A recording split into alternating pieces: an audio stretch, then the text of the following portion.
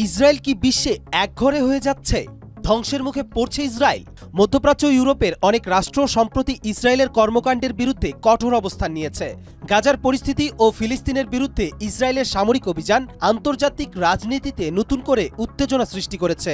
জাতিসংঘ, ইউরোপীয় ইউনিয়ন সহ বেশ কয়েকটি আন্তর্জাতিক সংস্থা ও মানবাধিকার সংগঠন ইসরায়েলের কর্মকাণ্ডকে সমালোচনা করছেন। ইসরায়েলের প্রধানমন্ত্রী বেনিয়ামিন নেতানিয়াহু এক সংবাদ সম্মেলনে বলেন, বিশ্বের কিছু দেশ আমাদের বিরুদ্ধে অবস্থান নিয়েছে, কিন্তু আমাদের জনগণের নিরাপত্তা ও স্বার্থ রক্ষা করা আমাদের একটি প্রধান কর্তব্য। তিনি আরও যোগ করেন, এটি আমাদের জন্য একঘরে হওয়ার বিষয় নয়, বরং এটি কৌশলগত লড়াই যা আমাদের ভবিষ্যতের জন্য গুরুত্বপূর্ণ। এদিকে মার্কিন যুক্তরাষ্ট্র, যারা ইসরায়েলের মিত্র, এর সঙ্গে সম্পর্কের সংকটের দিকে এগিয়ে যাচ্ছে বলে বিভিন্ন আন্তর্জাতিক বিশ্লেষকরা মন্তব্য করেছেন। তবে অনেকেই মনে করেন যে যুক্তরাষ্ট্রের নীতির পরিবর্তন হলেও ইসরায়েলের কৌশলগত গুরুত্ব বিশ্ব রাজনীতিতে অপরিহার্য রয়ে যাবে।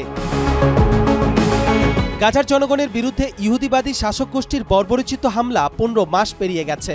গাজা উপত্যকায় ফিলিস্তিনি স্বাস্থ্য মন্ত্রণালয় সর্বশেষ পরিসংখ্যান জানিয়েছেন যে এই উপত্যকায় ইসরায়েলি শাসক গোষ্ঠীর পাশবিক আগ্রাসনে শহীদদের সংখ্যা ৪৫,৩৬১ জন এবং আহতের সংখ্যা ১,০৭,৮০৩-এ পৌঁছেছে। এছাড়া ফিলিস্তিনের প্রিজনার্স অ্যাসোসিয়েশন এক বিবৃতিতে জানিয়েছে, ২০২৩ সালের ৭ অক্টোবর থেকে গাজা যুদ্ধ শুরু হওয়ার পর জর্ডান নদীর পশ্চিম তীর থেকে ইহুদিবাদী ইসরায়েলি বাহিনী ১১,২০০ ফিলিস্তিনিকে আটক করেছে।